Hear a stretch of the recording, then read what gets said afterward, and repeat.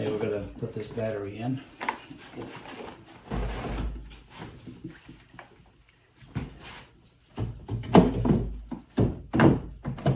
And it's a perfect fit.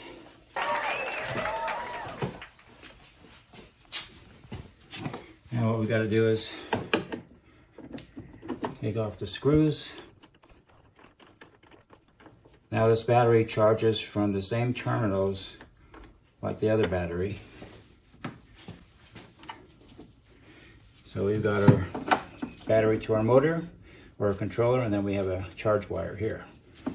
So what we'll do is we'll put these in.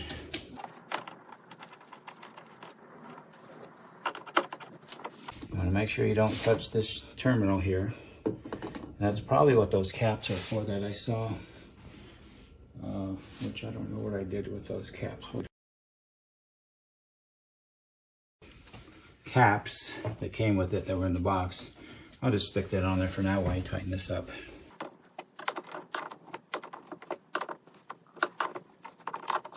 Okay, get it good tight, make sure it's not loose. And we'll take that off. And that won't work, so we'll have to be very careful. We don't touch them. Now we might get a little bit of a spark when we connect these up because we're connecting up the golf cart. There is a fuse I could pull, but we'll just go ahead and give it a shot.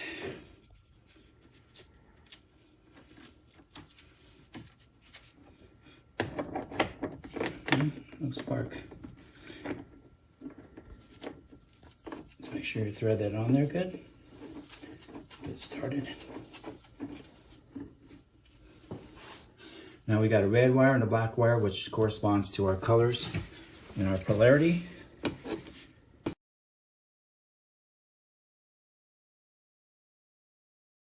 And a little tight and we'll be good. Okay. And there you have it. We'll probably strap it down. I don't know if I can use the old rings here maybe to hook onto here and do a strap, or we'll figure out something. So what we'll do is we'll just turn on the key, because as far as I know, that's all you really need to do. So we'll put it in neutral, and we've got power. We've got lights, and we're have a success so far. We'll have to take it for a spin. Now I have the same coulometer up here, and it's showing fully charged. Now the battery, when we measured it, was about 39.2 volts if I want. And we're getting a full charge.